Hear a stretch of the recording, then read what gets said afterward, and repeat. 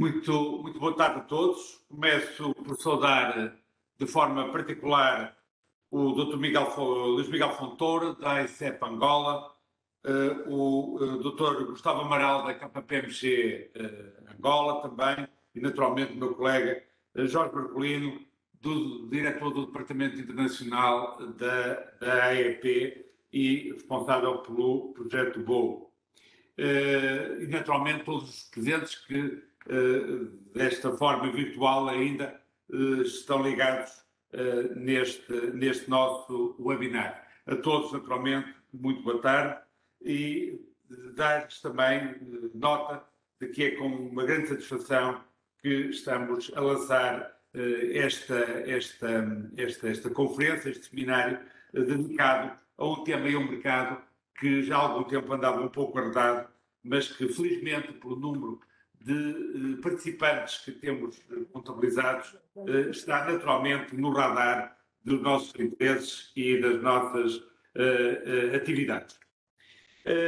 E eu diria que, centrado no aproveitamento das oportunidades de negócio para ambos os países, Portugal e naturalmente Angola, são inúmeras as razões que justificaram a realização deste webinar. Com efeito, hoje, mais do que nunca, a recuperação da economia portuguesa e a superação do endividamento externo, a médio e longo prazo, estão dependentes do bom desempenho do nosso relacionamento com o exterior. O esforço em internacionalização da economia portuguesa, quer pela via das exportações, quer do investimento, é por isso um objetivo fundamental. Aumentar as exportações, conquistando maiores cotas de mercado, é um desafio acrescido numa conjuntura internacional difícil que afeta muito em particular o nosso principal bloco comercial, onde estamos inseridos, que é a União Europeia.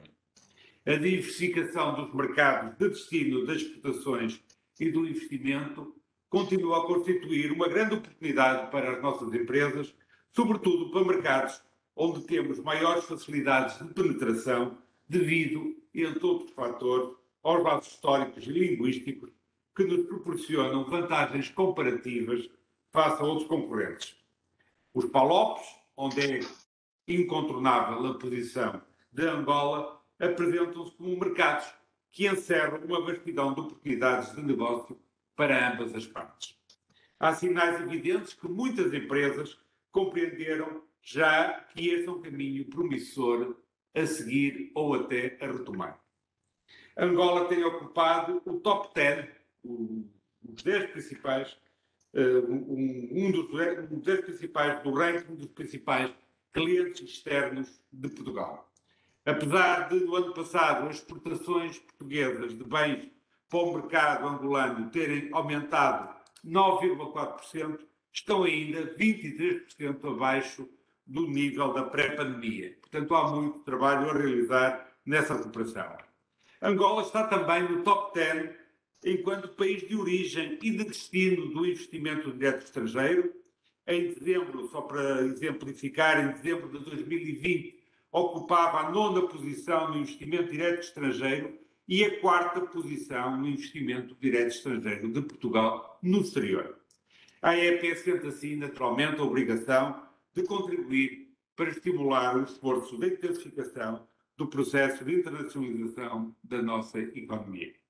No quadro da sua estratégia de apoio a essa internacionalização das empresas portuguesas, nomeadamente no âmbito do projeto que tem em curso o Business on the Way, a AEP tem realizado um conjunto alargado de ações com o mercado angolano, nomeadamente missões empresariais e organização de feiras em Angola.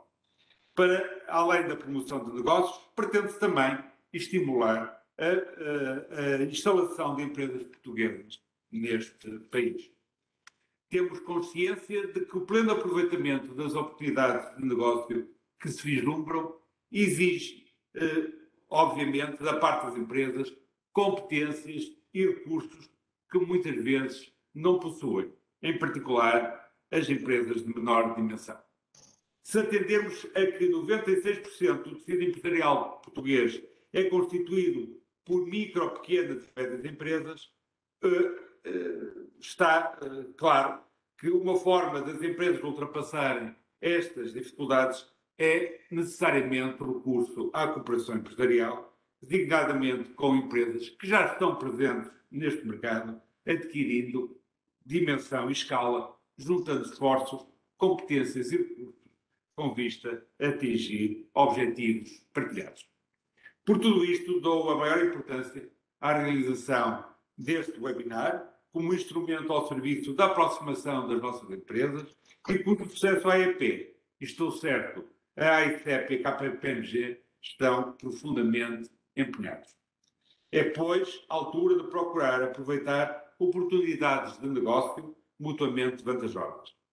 Começamos neste programa com a intervenção do Dr. Luís Miguel Fontoura, delegado da AICEP Portugal Global em Luanda, que denominará a sua intervenção Perspectivas de Crescimento da Economia Angolana. Segue-se logo após Doing Business in Angola, investimento direto, financiamento e repatriamento de capitais, com Gustavo Amaral, partner da KPMG Angola, e finalmente a intervenção final será do meu colega Dr. Jorge Marcolino, diretor da área internacional da AEP, que falará sobre a participação nacional e como poderá ser realizada na FILDA 2022, que terá já lugar no mês de julho próximo.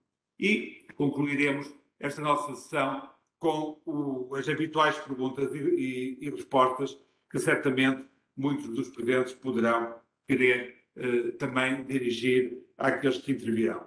Aproveito, naturalmente, e para finalizar, a todos uma ótima sessão e que seja muito profícua. Muito obrigado e passava desde já a palavra ao Dr. Luís Miguel Fontoura, delegado da AICEP em Luanda.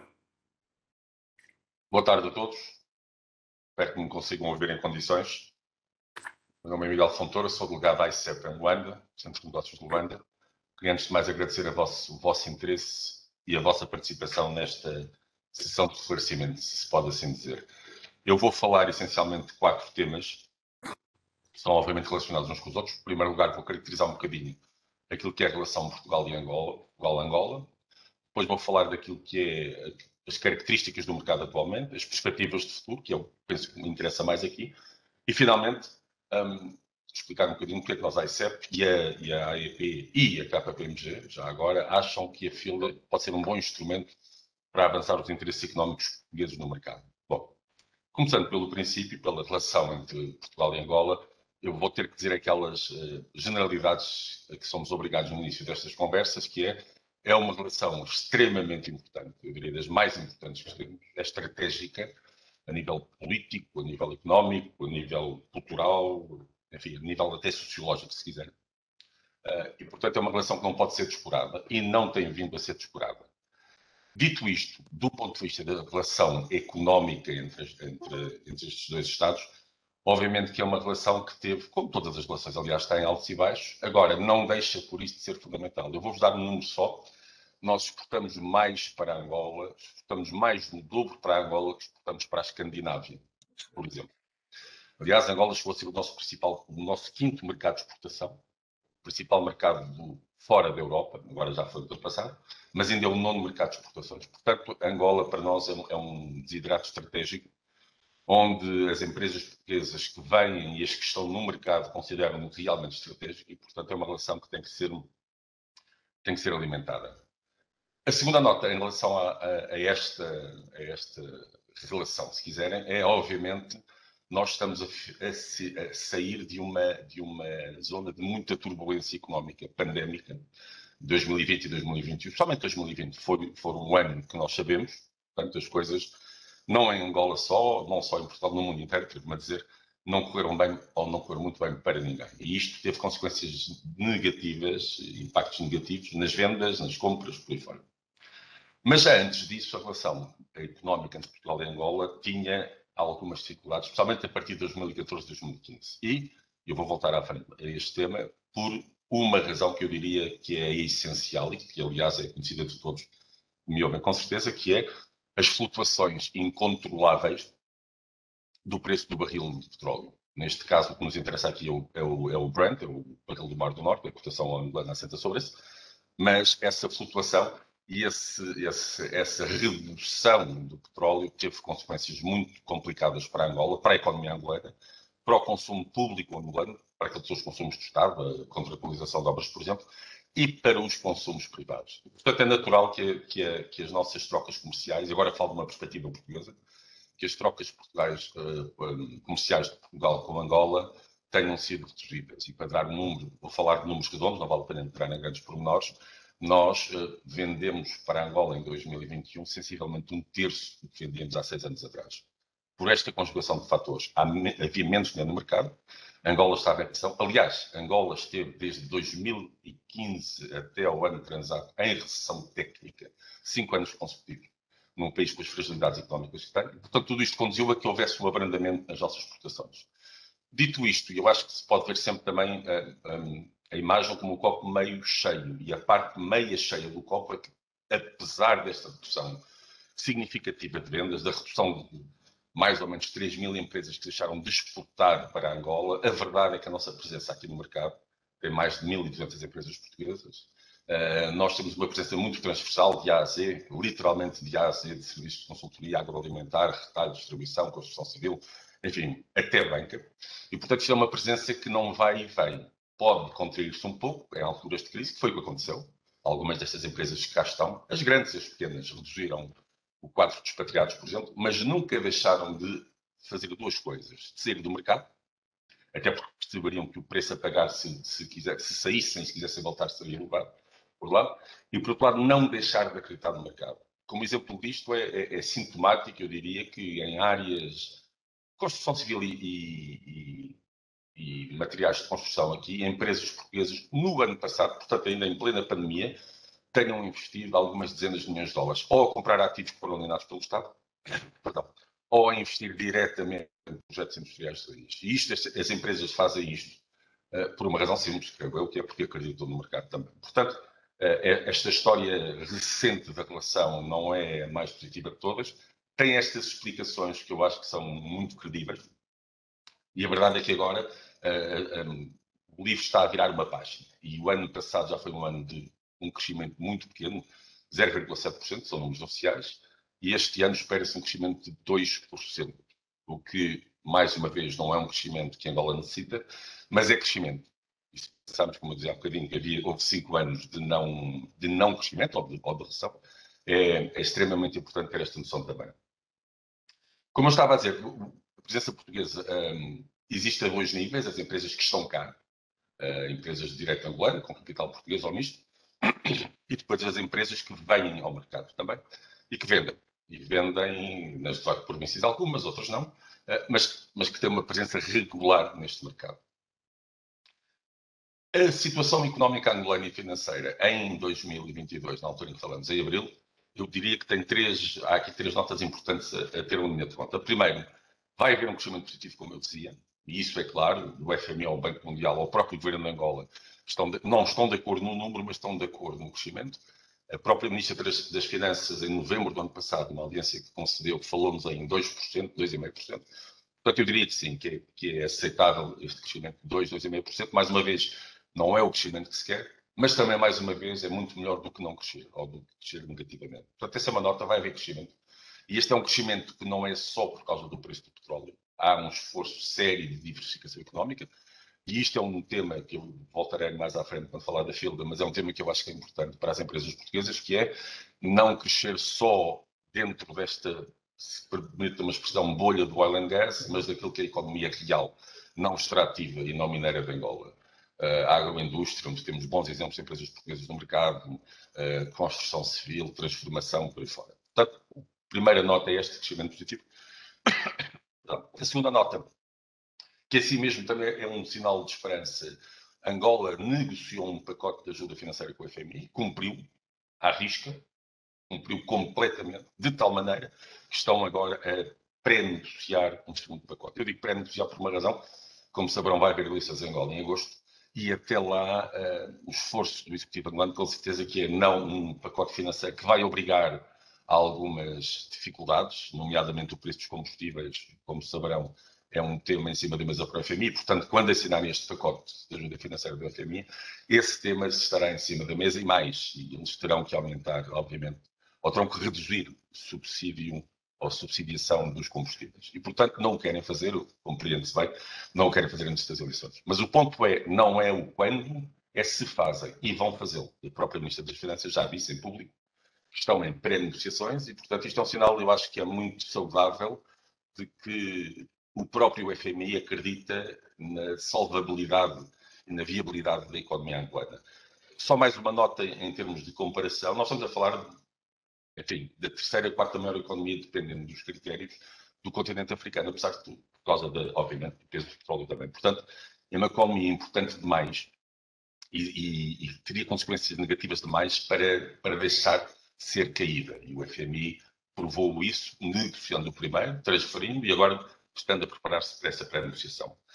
E a terceira nota que eu também acho positiva, e esta tem mais a ver com consumos públicos, mas também interessa às empresas portuguesas, é que, por causa da situação na Ucrânia, da instabilidade, o petróleo, enfim, já chegou aos 127, hoje, se não me falha a memória, estava a 108, isto é, um orçamento de Estado para este ano que previa o petróleo a $35, isto é uma conta fácil de fazer, o excedente orçamental, se continuar assim, portanto, se nem aumentar mais o petróleo, este ano vai ser superior a 5 mil milhões de dólares, 5 bilhões de dólares. E isto é a receita que o Estado tem, eles têm metade, por causa do FMI também, a reduzir a dívida pública, e isto é uma excelente notícia também, até para alguma recapitalização das empresas públicas, que são clientes de empresas portuguesas, das empresas de distribuição de eletricidade, de transportes por aí fora, e não só isso, como dar algum folgo financeiro ao governo para poder investir no programa de infraestruturas, no programa integrado de intervenção dos municípios, enfim, por aí fora. Portanto, acho que são três boas notícias. Claro que há aqui três variáveis que nós ninguém controla, uma que é o preço do petróleo, enfim, por razões não muito boas, o petróleo está a subir. Vamos ver se aguenta assim ou se baixa. Como digo, no Orçamento de Estado está a 35, o que dá alguma folga orçamental. Essa é a primeira. A segunda é que também Angola não controla nem a quantidade, nem o preço do petróleo que vende, como calculou. É a OPEP. Angola chegou a produzir 1,9 milhões de barris por dia e agora está nos 1,1 mais ou menos. Portanto, vejam que é uma economia que, aliás, em 5 anos contraiu 50% do seu PIB, 150 bilhões aproximadamente para 65. Vejam que é uma economia que subitamente, ao fim do espaço de 4, 5 anos, reduz para metade do seu PIB. E porquê? Por causa do preço do petróleo e da quantidade de petróleo vendido. É uma tempestade perfeita. Não só venderam quase metade do que vendiam, como venderam a preços muito mais baratos. Como eu digo, esta situação eu penso que se vai estabilizar por volta dos 90, 100 dólares, enfim, são bolas de cristais, não é? Não sabemos, na verdade, mas este preço tinha vindo a subir consistentemente ainda antes da crise ucraniana. Portanto, nos últimos 6 meses tinha havido um crescimento consistente do preço do barril. 60, 70, 80, e claro que com a crise agora as coisas aumentaram um bocadinho. Portanto, resumindo, o mercado está pelo segundo ano consecutivo, se considerarmos 2021, em crescimento. As empresas portuguesas aqui as que estão cá, tiveram uma atitude de resiliência, enfim, honrar os seus compromissos. Quando digo isto, honraram os salários. Algumas, não muitas, mas algumas investiram ou reinvestiram, contrataram mais gente. Portanto, o sentimento generalizado, eu diria, das empresas portuguesas que cá estão, é de uma confiança moderada nestes anos que se seguem. Não vai voltar a acontecer o que aconteceu há 10 anos ou há 12.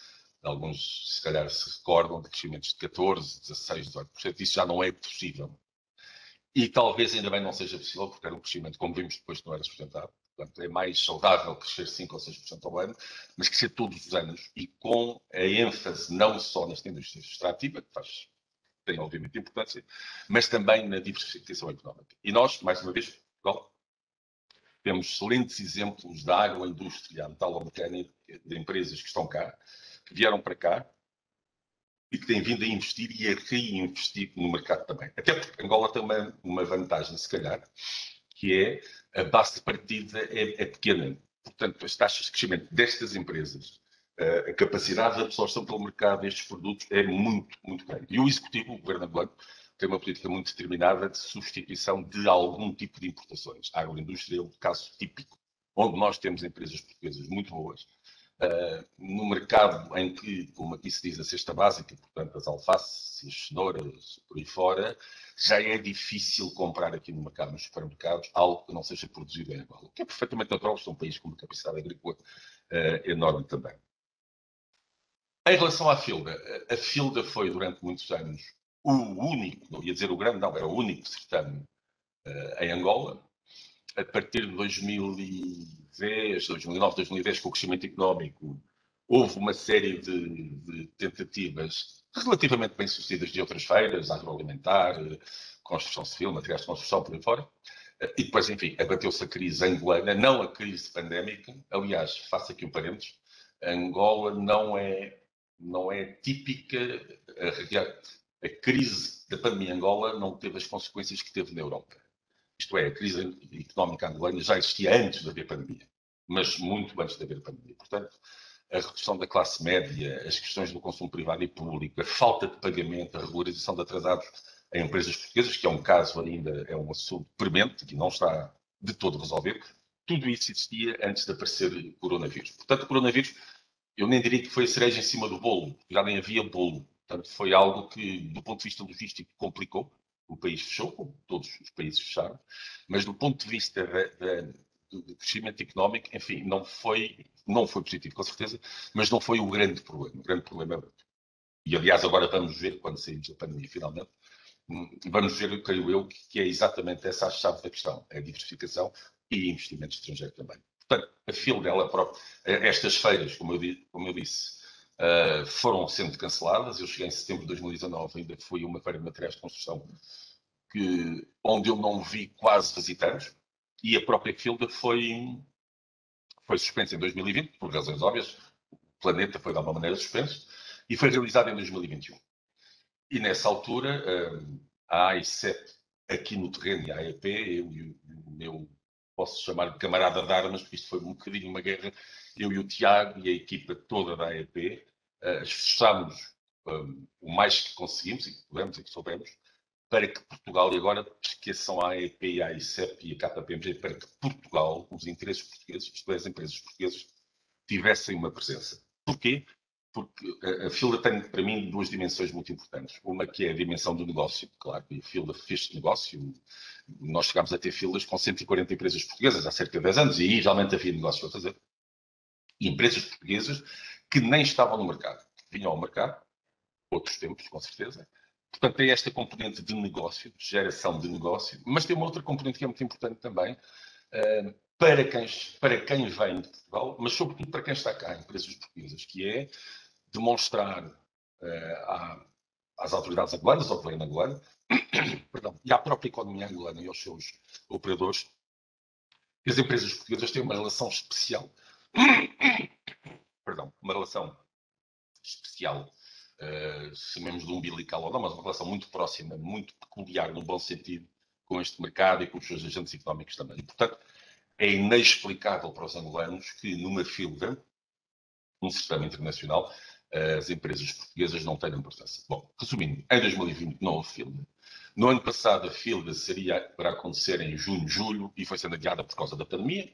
Depois passou para sempre e finalmente foi realizada na última semana de novembro.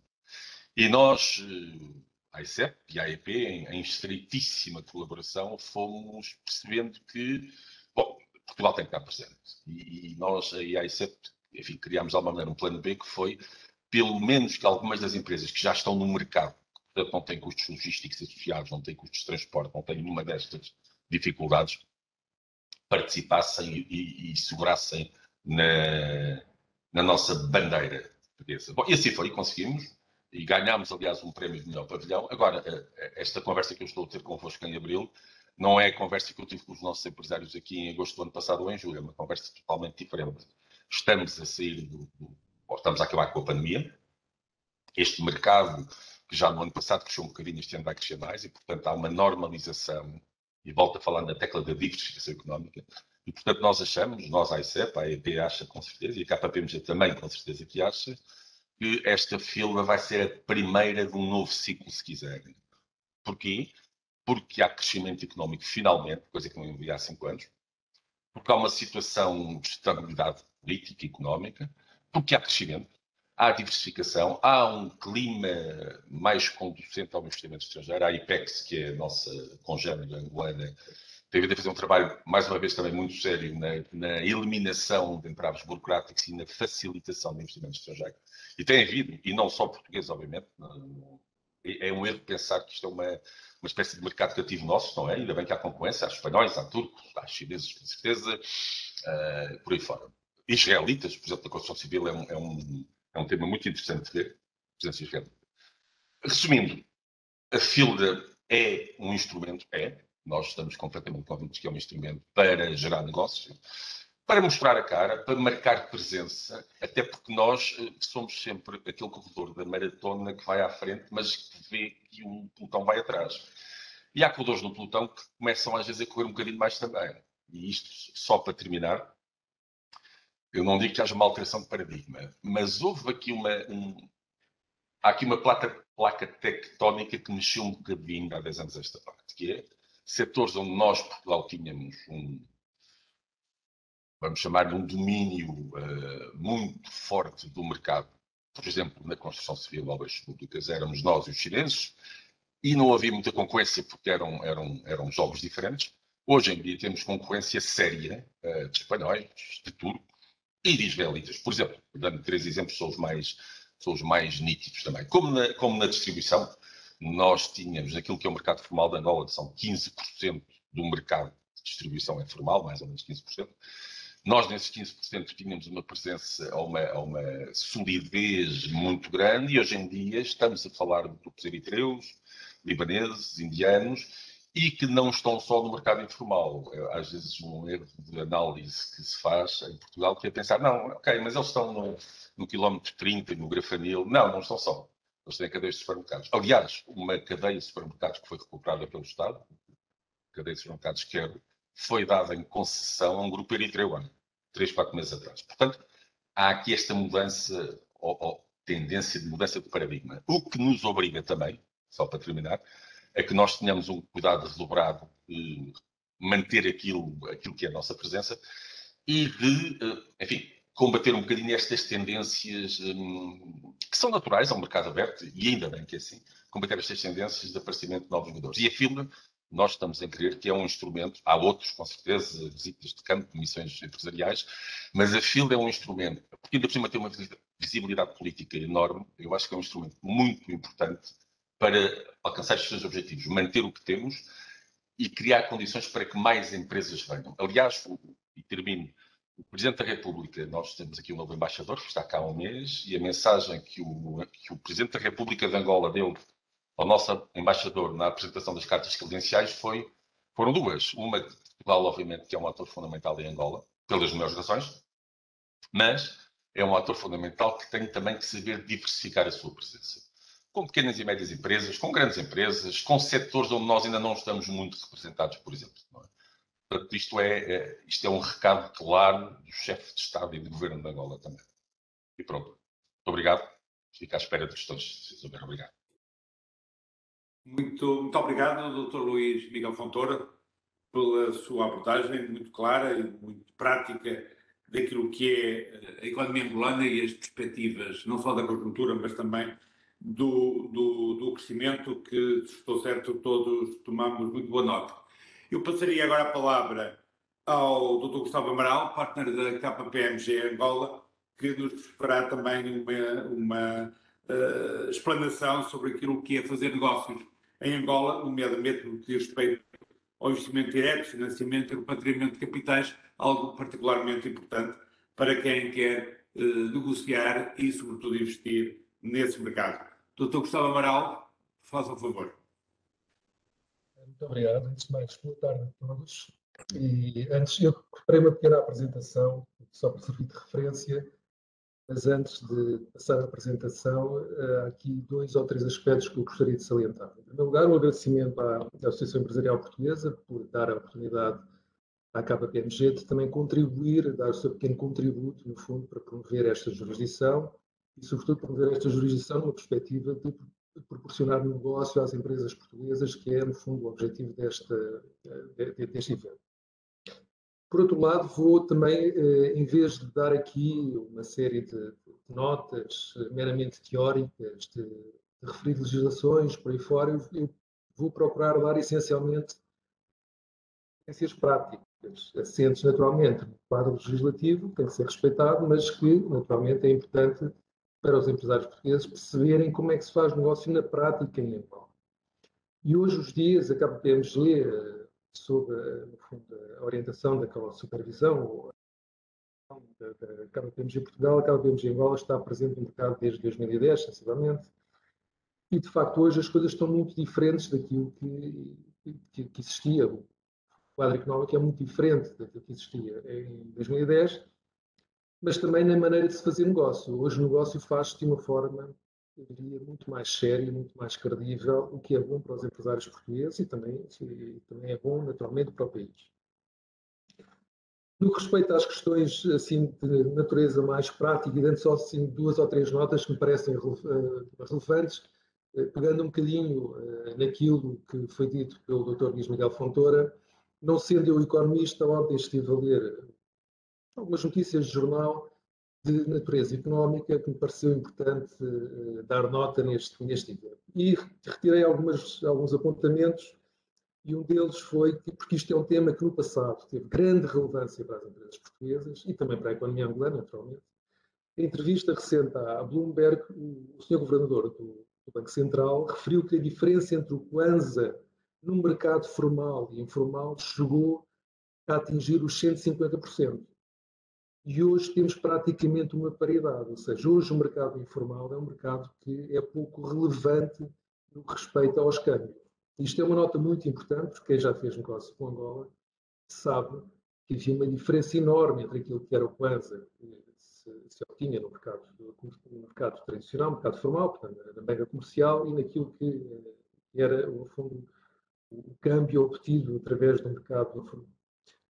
Outra nota que também parece relevante, embora não tão positiva, mas para nós percebermos bem o paradigma que houve em termos de crescimento económico que tínhamos há uns anos atrás e aquilo que temos agora, a taxa de crescimento económico em 2002 foi de 15%. Em 2002 foi de 15%. E nós hoje, como disse há pouco o Dr. Luís Miguel Fontoura, tivemos uma taxa de crescimento de 0,7%, embora aqui com um aspecto bastante positivo, é que esta taxa de crescimento económico, segundo a informação oficial, assentou essencialmente nos setores da agricultura, pescas, turismo, indústria extrativa, transformadora e rochas ornamentais. Portanto, temos aqui uma alteração daquilo que era o paradigma do setor petrolífero como motor de crescimento da Angola, que ainda é, naturalmente, mas começamos a ver a tão propalada diversificação da economia em Angola, que eu acho que abre aqui outras oportunidades também para as empresas portuguesas. Portanto, retomando aqui a ordem de trabalhos, eu vou falar, como foi dito, do investimento privado, de financiamentos e também de repatriamento de capitais. Vou só pôr aqui a apresentação para nós termos uma referência, dê-me só uns segundos, por favor. Isto é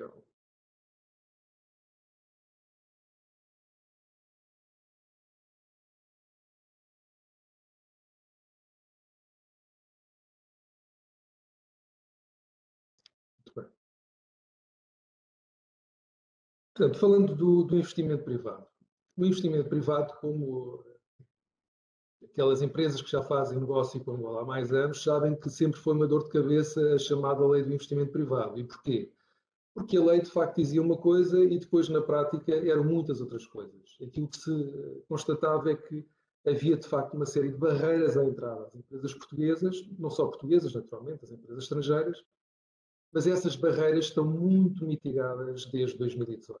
Portanto, houve uma mitigação progressiva ao longo dos anos, mas desde 2018 que houve uma forte mitigação dessas barreiras à entrada das empresas portuguesas, com a aprovação de uma nova lei de investimento privado, sendo que certo que essa lei, que inicialmente tinha apenas dois regimes, que era o regime da declaração prévia e o regime especial, foi agora complementada com uma alteração em 2021 que passou a contemplar o regime contratual, que era algo que fazia falta, porque aqueles investimentos de maior envergadura não tinham depois o correspondente respaldo em termos de proteção e também de benefícios fiscais da lei do investimento privado. E, portanto, nós, desde 2018, temos então o tal chamado regime de declaração prévia, que é um regime muito simples, que eu já vou abordar um bocadinho mais à frente, o regime especial, que tem em vista setores específicos da atividade e zonas concretas do país, e depois temos também este regime contratual, que, como resulta do seu próprio nome, é um regime que assenta, acima de tudo, na assinatura de um acordo, portanto, um contrato com o Estado angolano, nos quais são definidos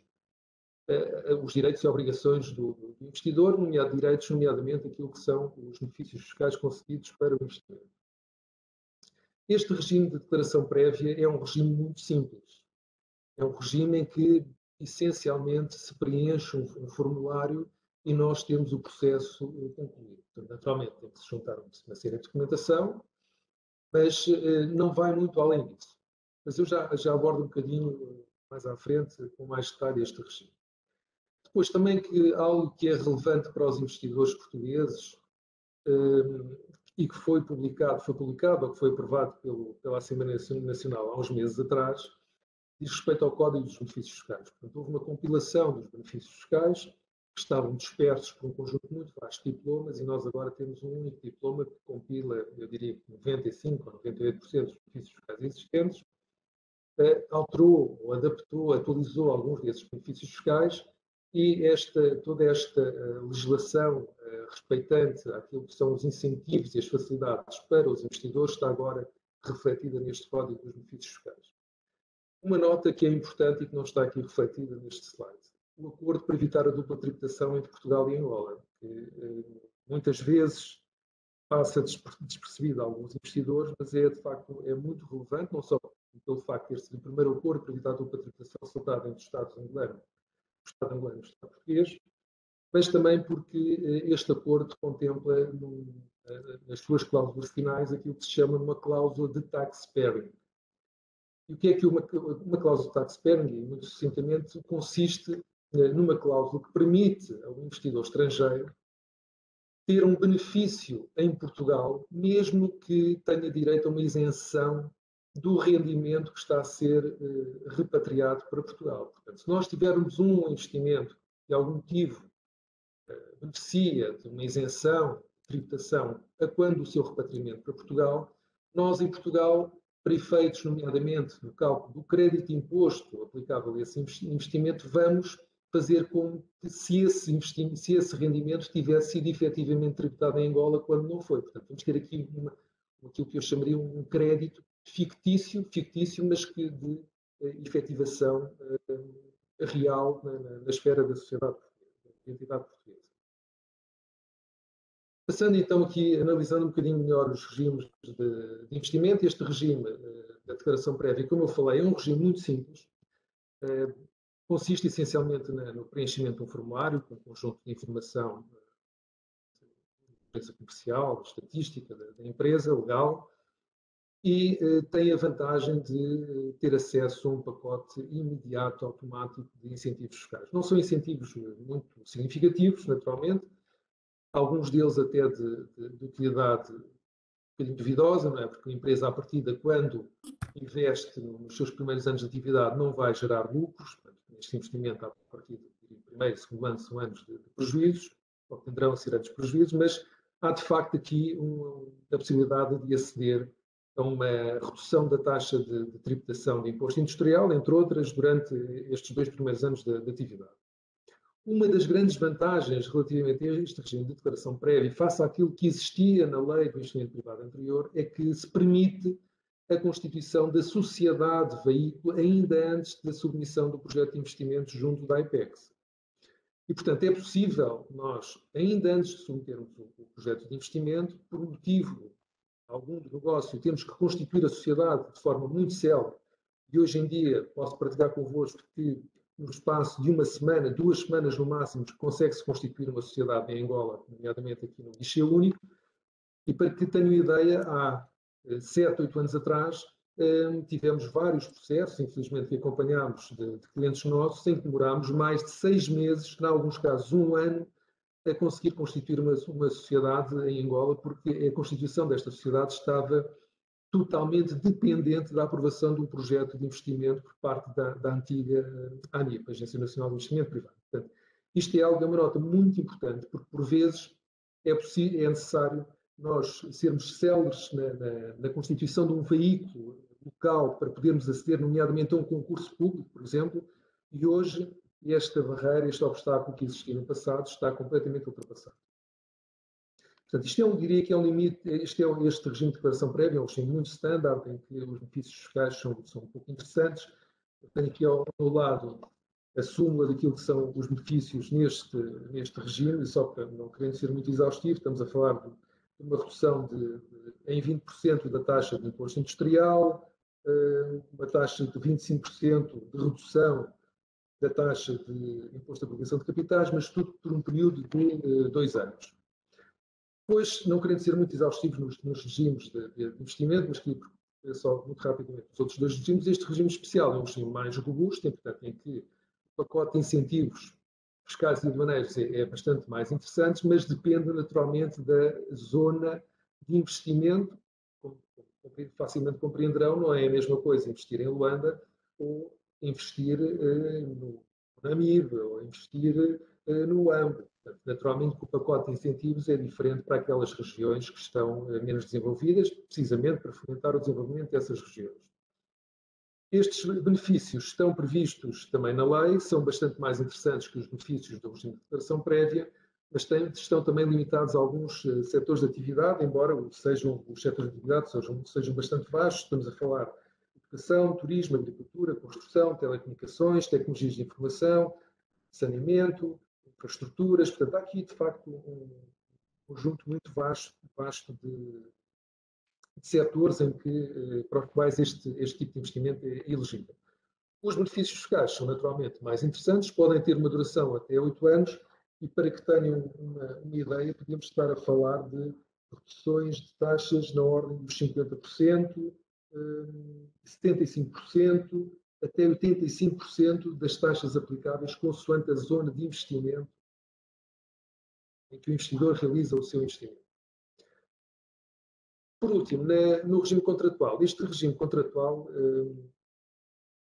era um regime que de facto fazia falta que constasse da lei de investimento privado, porque nós deparávamos com alguns projetos de grande envergadura em que os investidores nos diziam que se sentiam um bocadinho em desvantagem perante projetos de menor dimensão no que respeita aos benefícios fiscais, porque só havia o regime especial e, portanto, estar a investir 10 milhões de dólares ou estar a investir 100 milhões de dólares ou 1 milhão, ou 2 milhões de dólares parecia que era exatamente a mesma coisa. De facto, não é de facto a mesma coisa, e, a meu ver, muito bem, foi aprovado em 2021 este regime contratual, que essencialmente vem replicar ou repor aquilo que era o regime contratual que já existia na lei, se não me falha a memória, na Lei de Investimento Privado de 2013, em que o investidor e o Estado angolano negociam, no fundo, as condições de investimento e, naturalmente, depois também os benefícios fiscais aplicáveis a esse mesmo investimento.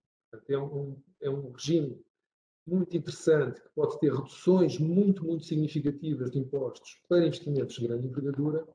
Para que tenham ideia, eu ainda pensei em preparar um quadro com estes benefícios fiscais, mas penso que é mais simples referir apenas a alguns deles. Depois, se for necessário, poderemos abordar em maior profundidade aqui, concretamente, os benefícios por cada um destes. Mas neste regime contratual estamos a falar, em primeiro lugar, benefícios fiscais que podem ser concedidos por um período de 15 anos, até 15 anos. Estamos a falar de uma redução de um crédito fiscal de 50% do investimento até um período de 10 anos, reduções de taxas de imposto industrial que nem sequer são quantificadas, porque se permite, de facto, uma isenção total de imposto industrial ao abrigo deste regime, e depois estamos a falar aqui de aumentos de taxas de amortizações e reintegrações, e, portanto, é um regime que é muito, muito interessante, mas, naturalmente, para projetos de grande envergadura. Pois, como vê no próprio regime, resulta que é apenas aplicável a projetos superiores a 10 milhões de dólares ou que criem mais de 50 postos de trabalho para cidadãos nacionais. Agora, passando aqui ao tema dos financiamentos. Existem diversas linhas de financiamento, como sabe, diversos modelos de financiamento para os investidores portugueses, e nós achamos por bem que colocar aqui este slide, que tem estes eixos verticais e horizontais, em que nós podemos ver que no eixo horizontal temos a complexidade menor da esquerda para a direita e no eixo vertical a disponibilidade menor para maior, de baixo para cima. E, portanto, temos aqui muito rapidamente quais é que são os principais modelos de financiamento. Temos o Trade Finance, que é, no fundo, a carta de crédito documentário, que é muito conhecida e que é muito utilizada e que basicamente consiste naquilo que é um acordo entre dois bancos, essencialmente acordo entre dois bancos, que por sua vez têm por trás uma empresa exportadora em Portugal, uma empresa importadora em Angola, e portanto os bancos asseguram o cumprimento de toda a documentação que permita aferir, pelo menos numa primeira análise, o cumprimento do crédito por parte da entidade adquirente. E, portanto, é uma modalidade bastante conhecida das empresas portuguesas e que tem funcionado bastante bem ao longo dos anos. Depois temos também as linhas COSEC. Estas linhas COSEC pressupõem um acordo entre Estados. Depois à frente vamos ver dois exemplos mais práticos que me parece que é interessante perdermos só 2 ou 3 minutos sobre eles. A COSEC, como sabem, são seguros de crédito, pressupõem o acordo entre Estados e, naturalmente, há sempre aqui uma assunção de risco neste tipo de financiamentos e a COSEC assegura, com base, naturalmente, no conjunto de pressupostos, que em caso de default do devedor, este seguro de crédito é acionado e, portanto, o vendedor garante, se não a totalidade, a quase totalidade da sua dívida ou do seu crédito relativamente à entidade adquirente. Depois temos também aqui, isto foi uma modalidade que existiu durante algum tempo, que, entretanto, caiu em desuso desde 2014, fruto da dificuldade em Angola de aceder a divisas. E isto basicamente teríamos aqui nesta situação um banco português, eu penso que era o Milênio, que tinha este modelo de financiamento, em que se antecipava em Portugal um conjunto de fundos com base em moeda nacional que estava depositada no banco em Angola e que o banco adquirente, no fundo, converteria a moeda nacional em divisas, cobrando naturalmente a sua comissão pela esta antecipação de disponibilização à empresa portuguesa. Uma nota importante que quero dar, e novamente isto é algo que me parece interessante, faz parte daquilo que eu chamaria a economia real. Há umas semanas atrás, várias conversas com instituições financeiras, com a banca comercial, como muitos de vós saberão, um dos temas críticos para Angola, que por muitas vezes desincentivou fazer negócio com Angola, foi a incapacidade dos bancos comerciais terem acesso a divisas, no fundo, para pagarem essas suas responsabilidades perante terceiros. E aquilo que eu vos posso dizer é que nestas últimas reuniões com bancos, com a banca comercial, aquilo que se verifica atualmente é que há um excesso de divisas nos bancos comerciais. E parece assim uma coisa um bocadinho absurda, mas é de facto a realidade. Isto foi confirmado com vários bancos, não foi não só com um, nem dois, nem três bancos, foi com diversos bancos, em que de facto os bancos têm neste momento um excesso de divisas e não conseguem colocar essas divisas junto dos seus clientes. E por vezes até acontece a situação os bancos comerciais andarem a telefonar aos seus clientes a perguntar se não estão interessados em antecipar pagamentos porque têm um excesso de divisas e não os conseguem colocar junto dos seus clientes, porque isto para os bancos tem um revés que a Central determina limites no que respeita à detenção de moeda estrangeira e os bancos, se ultrapassam esses limites, têm novamente que vender essa moeda estrangeira ao Banco Central e, portanto, isto significa que têm, de facto, esta vontade e na prática isso tem sucedido de colocar divisas junto dos seus clientes. E, portanto, isto é uma nota importante. Hoje, eu mais à frente vou falar do tema de repatriamento de capitais, mas antecipo já que os bancos, neste para proceder aos pagamentos. Se depois feitos de forma célere, já é um outro tema que eu à frente já abordarei com um bocadinho mais. Depois temos também aquilo que eu chamaria de financiamentos normais, por bancos em Angola, em Portugal, ou por sindicatos bancários, e aqui, naturalmente, estamos a falar sempre daqueles financiamentos que pressupõem um conjunto de garantias, que por vezes nem sempre são fáceis de dar, nomeadamente em Angola, por parte das entidades que vão levantar estes financiamentos junto da banca portuguesa ou da banca angolana. Portanto, isto é um financiamento tradicional que não tem muito que possa acrescentar. Temos também estes seguros de crédito internacional, mas são para operações já de grande dimensão, e são operações geralmente que envolvem a banca estrangeira, portanto não parece que faça sentido detalhar muito este modelo de financiamento. E depois temos o alternativo, que eu chamaria o Alternative Financing, e vamos ver à frente uma dessas modalidades, que é uma modalidade muito interessante.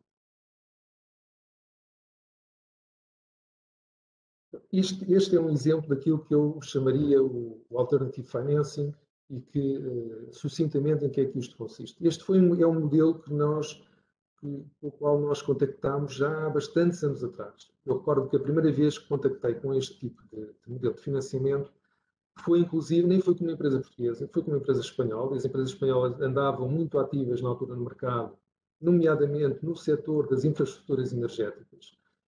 E estava no escritório da KPMG em Madrid e para discutir precisamente os impactos fiscais da estrutura, não só de financiamento, mas também da estrutura do modelo de negócio que eles estavam a implementar. E, para meu espanto, fiquei a saber que, na altura não tinha conhecimento deste modelo de financiamento, para meu espanto fiquei a saber que isto eram fundos que nem sequer passavam pela banca comercial angolana.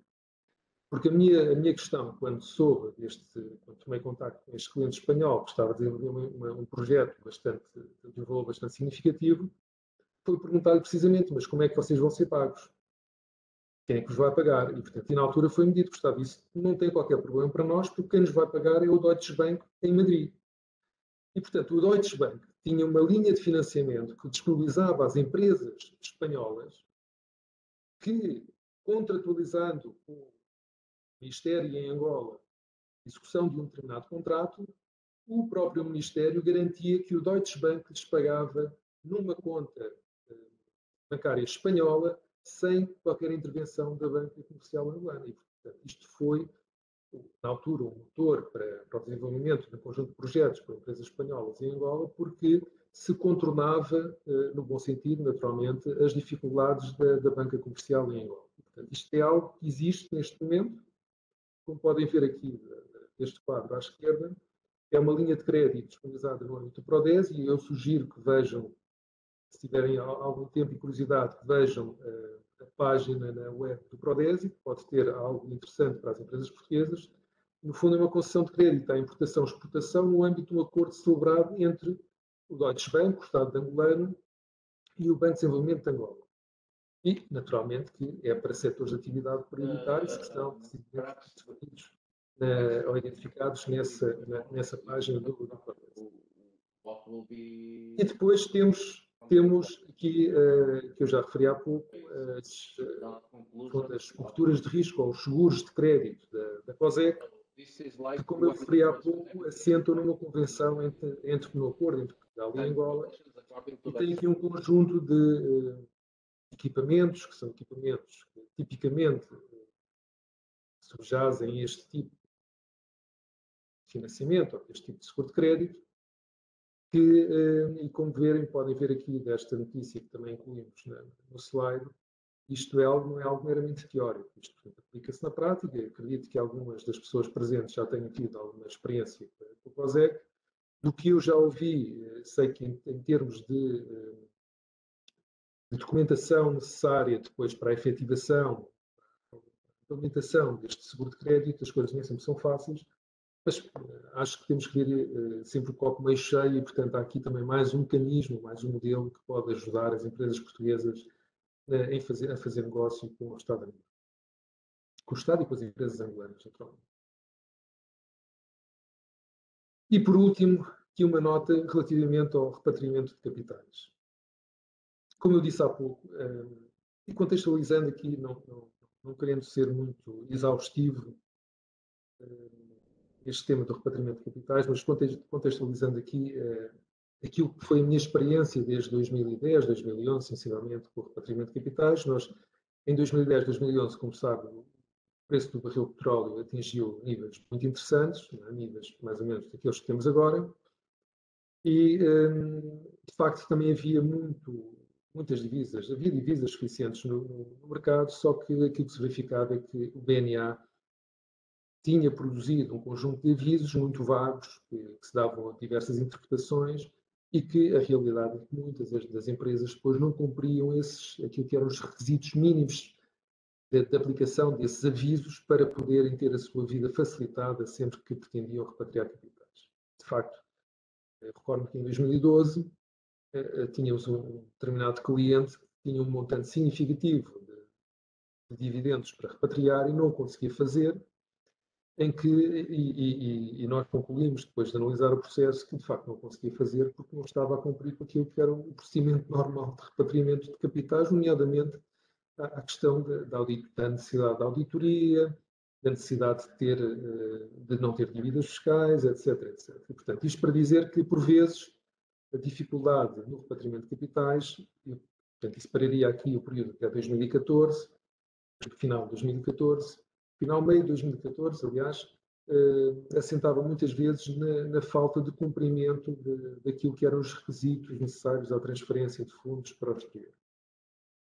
Hoje temos, como eu referi há pouco, temos um paradigma totalmente diferente, em que, de facto, há aqui em primeiro lugar, há um papel bastante mais independente, no bom sentido, dos bancos comerciais. Não temos a necessidade de ter estas operações aprovadas pelo Banco Central, ao passo que, anteriormente, as operações de repatriamento de capitais, independentemente, sobretudo quando estávamos a falar de prestações de serviços ou dividendos, tinham que ter sempre a chancela do Banco Central. Hoje em dia isso não acontece. Portanto, o Banco Central tem, de facto, uma plataforma que alguns de vós já terão ouvido falar, que é o SINOC, e essa plataforma destina-se apenas ao registro dos fundos que são transferidos para o exterior, não tendo qualquer natureza de mecanismo de autorização da transferência desses fundos. Portanto, hoje em dia, é o banco comercial que tem a exclusiva responsabilidade de proceder à transferência de fundos para o exterior. Qual é que é o problema disto? E desta forma, pareceria que seria uma solução perfeita, não é? Em que nós, no fundo, fazíamos aqui um bypass ao Banco Central, mas infelizmente também não é assim. Portanto, hoje em dia, os avisos do BNA transferiram a responsabilidade da aprovação, que antes era do Banco Central, para os bancos comerciais, e naturalmente os bancos comerciais, sob pena de serem responsabilizados pelo Banco Central, querem garantir que todos os passos que estão refletidos nos avisos do BNA são devidamente dados e que estão devidamente documentados, embora por vezes peçam documentação que vai muito para além daquilo que é a documentação que está refletida nestes avisos do BNA. Posso dar um exemplo muito simples. Para o pagamento de faturas até 20 ou 25 mil dólares, já não me recordo do valor exato, mas será ou 20 ou 25 mil dólares, é claríssimo, estes avisos do BNA são claríssimos a dizer que não é preciso contrato para proceder ao pagamento destas faturas. E ainda esta semana, em conversa com as pessoas amigas e com alguns clientes, tive conhecimento de pessoas que não conseguem pagar 5, 6 mil dólares ao exterior porque os bancos pedem contratos, pedem certidões da conservatória da entidade que está a receber os fundos, portanto é uma coisa que não faz qualquer sentido. Mas pronto, isto é um processo e eu acho que estamos no bom caminho.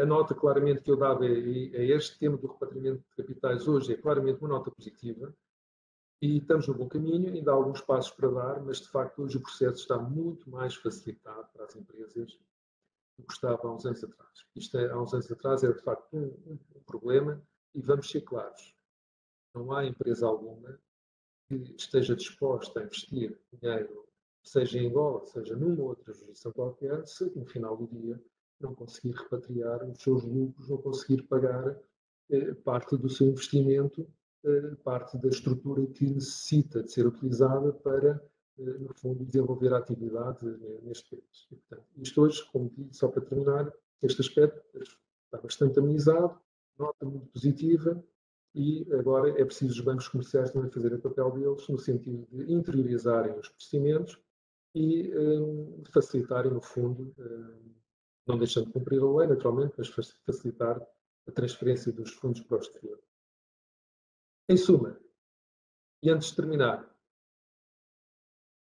hoje a realidade para os investidores portugueses, para as empresas portuguesas, é uma realidade, e no fundo, indo ao encontro daquilo que disse o Dr. Luís Miguel Fontoura, é uma realidade muito diferente, bastante mais positiva.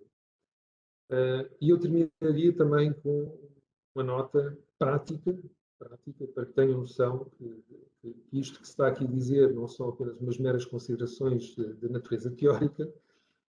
De 2011 a 2013, 2014, a KPMG teve um papel muito, muito ativo na divulgação das oportunidades de negócio em Angola. Eu e colegas meus fizemos vários périplos por países europeus, por Portugal também, no sentido de promover o investimento junto dos nossos clientes e trazer clientes para Angola. E em 2014, final de 2013, 2014, de facto houve um arrefecimento, eu diria mais, aliás, houve um congelamento do interesse das empresas em fazer negócio com Angola. Tirando um ou outro caso pontual, houve um congelamento em fazer negócio com Angola. E hoje há de facto aqui uma nova, eu diria, uma nova vontade e um novo entusiasmo por parte das empresas. E isso reflete-se, e termino já de seguida, isso reflete-se, por exemplo, quando nós hoje, quando eu digo hoje, digo esta semana, a semana passada e a própria semana que vem, tentamos reservar uma sala num hotel para fazer um evento, a resposta que nos dão é que nas próximas semanas as salas estão quase todas reservadas, porque há muitos eventos a ter lugar em Angola. Portanto, e grande parte desses eventos, ou um número significativo desses eventos, é de empresas estrangeiras que também querem vir para cá fazer negócio. E pronto, com isto eu terminaria, uma nota de bastante otimismo e de, naturalmente, muito sucesso para as empresas portuguesas quando fizerem negócio com Angola. Muito obrigado, Dr. Gustavo Amaral, por todas as informações que nos prestou relativamente aqui ao investimento e ao financiamento e também as considerações que acabou por nos prestar. Eu pedia só, muito obrigado, deixar-se partilhar. Vou tentar aqui partilhar uma apresentação. Temos embora isto aqui não me esteja a dar agora sinal. Mas no limite, vou coisa se passar. Eu iria fazer aqui uma intervenção relativamente só uma breve caracterização daquilo que é a ação que a AEP tem para o mercado angolano ainda este ano e que, no fundo, já foi referenciada por Dr. Miguel Fontoura, que é a participação na FILD, a Feira Internacional de Luanda. Na realidade, é até uma das ações que a AEP desenvolve há mais anos, desde a década de 80, que organiza a participação nacional nesta feira em concreto, que este ano vai ter lugar de 12 a 16 de julho, e que em conjunto, naturalmente, com os nossos parceiros, quer com a ICEP, quer com a Embaixada de Portugal, tencionamos levar novamente a cabo. E pelas razões óbvias que, inclusivamente, o Dr. Luís Miguel Fontoura já referenciou no que diz respeito à importância política e estratégica até de uma própria participação. No passado, como também já foi dito, a AEP organizou a participação com conjuntos de empresas muito alargados, aliás, era a maior participação que existia, e contamos com participação com mais de 140 empresas, para terem uma ideia, e naturalmente estamos longe destes períodos, mas é um dos eventos e uma das ações que faz parte do nosso programa anual de promoção externa da AEP, e que pretendemos voltar a marcar presença, porque achamos, como também já foi dito, que é de facto um dos certames mais importantes, aliás, é o certame mais relevante para o mercado angolano e até um dos mais importantes para toda a África subsaariana. Que envolve até vários setores de atividade económica, portanto, várias fileiras que podem naturalmente ter aqui uma presença. Esta participação será sempre efetuada numa tipologia de ação coletiva, de participação em certames internacionais. Aliás, ela é integrada no projeto conjunto da AEP, financiada pelos programas do Portugal 2020 e do Compete 2020, com custos financiados a 50%, e, como eu disse, será levada a cabo pela AEP, pela ICEP e pela Embaixada de Portugal em Luanda. É uma participação em que as empresas têm acesso a uma área de negócios individual, portanto, os seus próprios stands e áreas de negócio, inseridas num espaço coletivo, beneficiando naturalmente de uma imagem comum da participação nacional. Em termos daquilo que é a participação em si, a AEP desenvolve este tipo de programas de abordagem aos mercados com packages de participação conjuntos, ou seja, toda a parte logística e operacional de participação na ação é naturalmente organizada, levada a cabo pela AEP e envolve todo um conjunto de serviços que estão incluídos, portanto, desde a alocação do espaço, os projetos de arquitetura, viagens e deslocações dos seus empresários, naturalmente também transferes, transportes de mostruários, envolvemos também toda uma campanha de marketing e promoção local no próprio mercado, inclusivamente com os nossos parceiros, quer a KPMG, quer a Embaixada e a ICEP, está a ser organizada no âmbito desta participação algumas atividades concretas de abordagem ao mercado e de networking, quer com entidades, quer com empresas eventualmente relevantes no mercado angolano. Não tendo a possibilidade de fazer a minha apresentação que tinha, porque estou a ter aqui um problema técnico, de facto, deixávamos ficar só aqui estas notas. No final da apresentação, todos os participantes vão ser munidos com um conjunto de informação e dossiê, onde poderão encontrar lá o conjunto das condições de participação e, naturalmente, os contactos no caso de pretenderem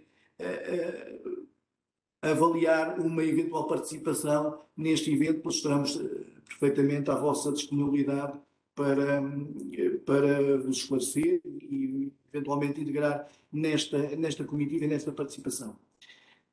No âmbito aqui do nosso programa, temos aqui uma sessão de perguntas e respostas.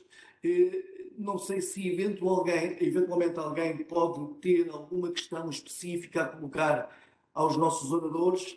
Eu não estou a ver aqui nenhuma situação em concreto ainda, mas se tivessem, pedia-vos para que assinalassem e para que pudéssemos depois poder libertar-nos do microfone e poderem colocar a questão. Parte da organização deste evento, mais que uma questão, queria provocar o Miguel e também o Gustavo sobre um tema que eu admito que seja de interesse de alguns dos nossos convidados. E aproveito para agradecer também a vossa presença já tarde. Ao longo destas 2 semanas que tenho estado aqui em Luanda, um dos temas, uma das áreas onde tenho sentido muito interesse do ponto de vista de investimento é o setor agropecuário.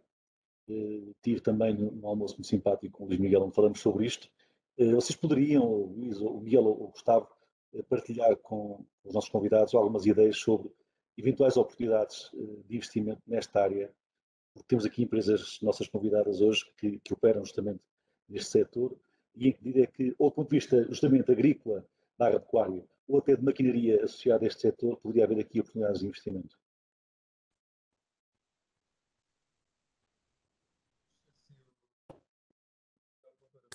eu tomava aqui a liberdade de parar pelo menos dar uma primeira resposta. De facto, há um conjunto de oportunidades muito interessantes para as empresas portuguesas no setor agrícola.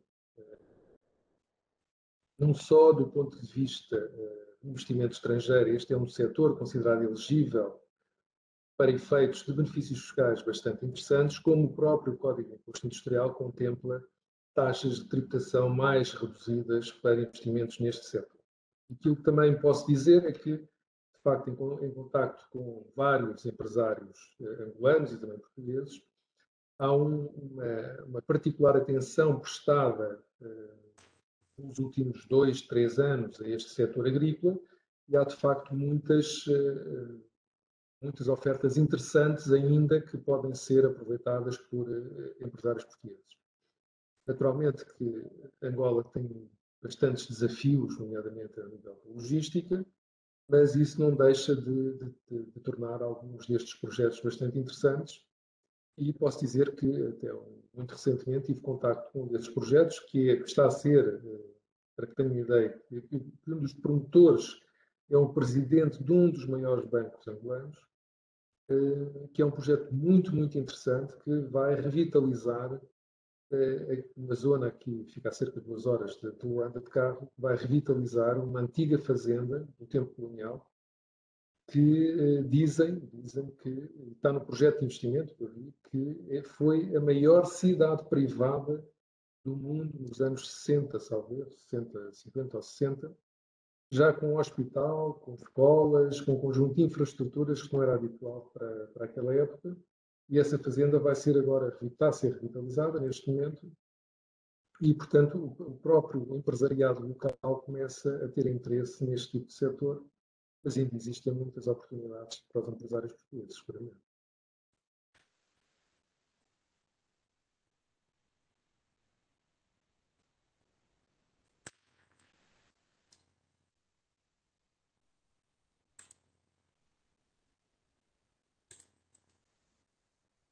Não sei se teremos mais alguma questão. Julgo que o Miguel estava a participar, mas está em mute. Miguel. Eu também gostava de acrescentar 2 ou 3 notas sobre o assunto. Claro que Angola tem uma capacidade potencial para a agroindústria enorme, muito grande. Aliás, é o segundo país da África, aparentemente, com maiores reservas de água. Portanto, tem água, tem milhões de hectares e alguns desses, o sul do país não, o sul do país é semidesértico, mas o centro e o norte são muito férteis. Aliás, já foram, até os anos 70, 74, grandes produtores mundiais de uma série de produtos. Portanto, sim, o Gustavo levantou aqui uma questão que é complicada, que é a questão das infraestruturas. Isto é, hoje em dia, produzir tomate no Luanda, que está mais ou menos a 500 km de Luanda, e trazer para Luanda pode demorar 12 horas. Portanto, ou é um caminhão frigorificado, ou não funciona. Mas dito isto, há exemplos de empresas portuguesas, por exemplo, que produzem aqui na zona de Luanda, na província de Luanda e na província do Bengo, a 80 km, 70 km, e, portanto, como é uma distância mais pequena, as coisas passam-se relativamente melhor. Aliás, há uma fazenda de portugueses que já está na província do Zaire, a roçar o Congo, e por sorte não, o empresário conhece bem Angola e decidiu escolher, e foi muito inteligente, um sítio cuja estrada é das melhores estradas que Angola tem.